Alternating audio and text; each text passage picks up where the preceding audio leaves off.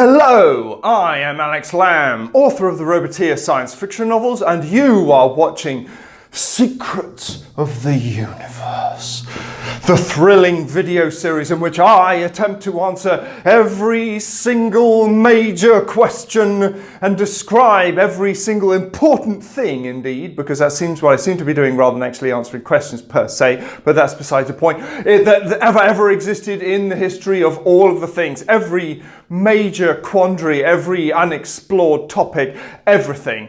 I'll cover them all, and I'll try to do it all on the basis of essentially zero preparation. And if you leave me suggestions in the YouTube comments of things that you would like to have explained, stuff that you've thought, I'd really like to understand that, then I will use my fantastic, gaping, completely full of holes understanding of the way the world works, a sort of a colander of knowledge, and I will, with that sieve, put water through it. You get the idea. All questions. And in the process of doing so, hopefully improve my own ability to articulate things and my understanding, because I have to do research. Anyway, today, what do I want to talk about? The Fermi paradox. This is an exciting one, given that I'm a science fiction writer, because this is home turf, ladies and gents.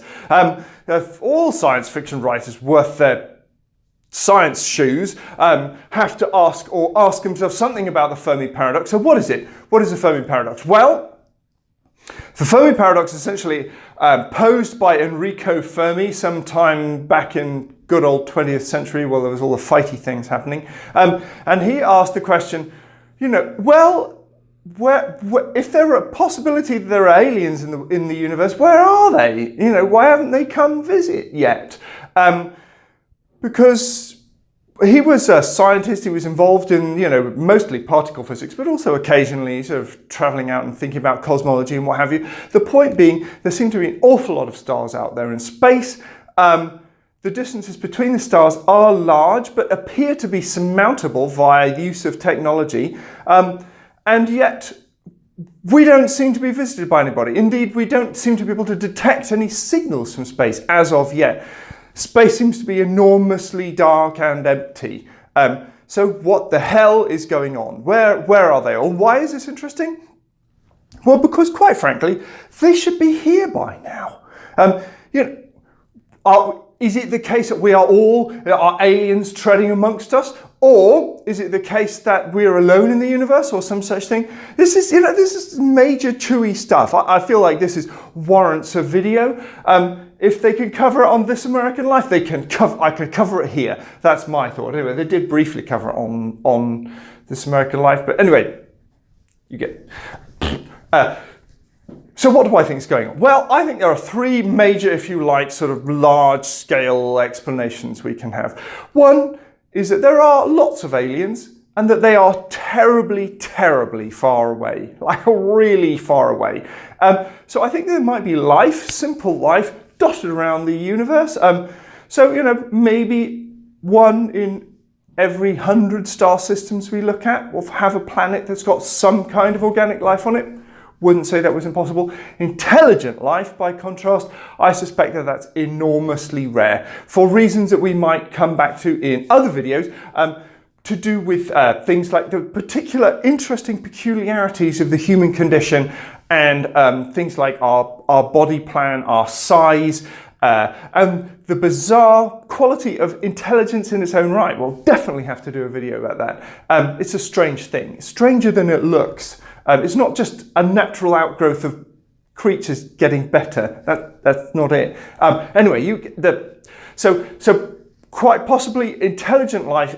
Maybe you need multiple times the scale of the observable universe in order to have enough room to get intelligent life. Now, as I mentioned in a previous video, I think that the actual scale of the universe in its totality it's highly likely that it's much larger than the observable universe, because the work that's been done in cosmology, they start busting out ideas like the universe is infinite. Now, we know also that the idea of an infinite universe doesn't work, but we do know that if somebody is in the process of saying, well, we might as well call it infinite, it's usually a good indicator of the idea that it's pretty large. So we should maybe expect there to be aliens distributed in such a way that every individual alien species gets its own observable universe. Wouldn't be too surprising.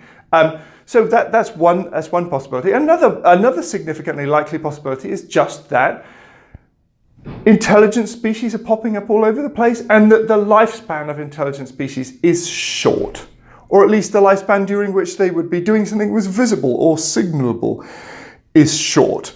And I think there are extremely good reasons to believe that this is true, not least because we only have one data point, and that's us, and we seem to be doing a phenomenal job of driving ourselves extinct by obliterating the planet on which we stand. But we'll save that for another video. That's a whole other ball of wax. Exciting times, ladies and gents. Weather, who knew? Anyway, you get the idea. There is an idea. I wish I could remember his name now, but there's a famous Nick Bostrom, that's it, a philosopher who popularized the idea of the great filter, basically in response, and to some extent, to this Fermi paradox, that there must be something that's blocking the appearance of all of these species. So the question is, are we before the great filter, or are we after the great filter? In other words, is the thing that basically makes intelligent life rare something that's already in our past or something that's in our future? Now, given the fact that we seem to be vastly disturbing the equilibrium of our own world, I think that's a pretty good hint that the great filter is about 12 years away. Exciting. What a thing to live through. Anyway, so we'll see whether or not that is in fact the great filter. But anyway, you get the idea. It might well simply be that intelligent species do arise, but they snuff themselves out. Or, if they don't snuff themselves out, certainly they deplete their environment so significantly that then, even if they live for a long time, they do so under circumstances where the expansion of technology has been shut off. So that's another possibility. And the third possibility, if you like, is that they're already here.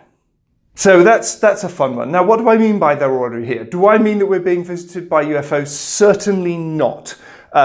UFOs, at least to my mind, are essentially bunk. But that doesn't mean that there can't be aliens walking amongst us. So how can these two things sit next to each other? Well, essentially, the technology that you need, or would need if you liked, in order to traverse the incredibly vast distances between star systems, like, so far we have no evidence that you can travel faster than light. There are some physicists who will try to tell you that it is literally impossible to go faster than light. That's an unscientific statement, but there is zero evidence that we can, which is a safer statement. But basically, this idea is the same. Is that like there's no reason to believe yet that it's a thing that can be done. So if you think about what it would take to be able to either persist for the millions or billions of years necessary in order to populate a galaxy and get from A to B, or the level of scientific knowledge that you need in order to crack open the light barrier, the probability that we are being that people would actually bother having physical bodies like these, or that they would actually be traveling around in spaceships, or that they would be sort of like, bug-eyed chaps in sort of silvery outfits stepping out of a dish. They wouldn't bother with any of this, ladies and gents, because we're talking about a timeline of development which is significantly longer than the timeline of like what it takes to build a 1950s style saucer. At the point at which you get that level of maturity in a species and that level of development, quite frankly, they'd be likely to do things like, for instance, tapping the fabric of Planck-length space-time, looking for stellar cores on the basis of sort of quantum disturbances, and using some non-spatial arrangement of space, some sort of like construct that sits behind space-time, a fun concept that we'll maybe talk about in a later video.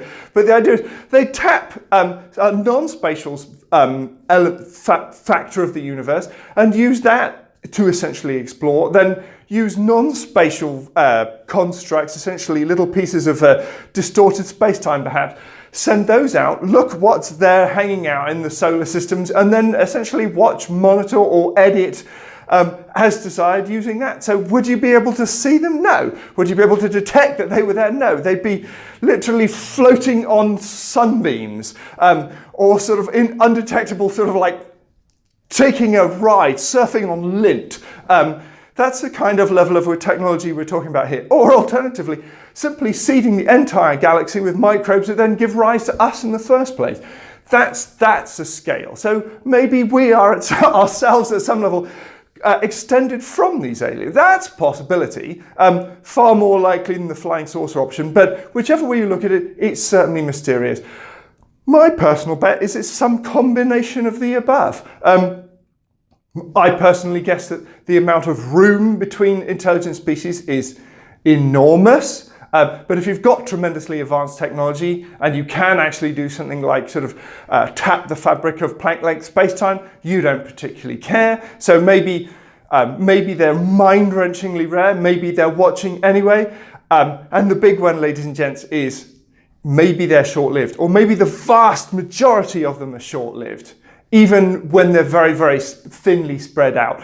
And that's one which we'll have to come on to and explore in a later session. In the meantime, that's probably enough for now. Thank you for watching and listening. Hooray for you, ladies and gents, for your attention to my ridiculous project. See you next time. Bye.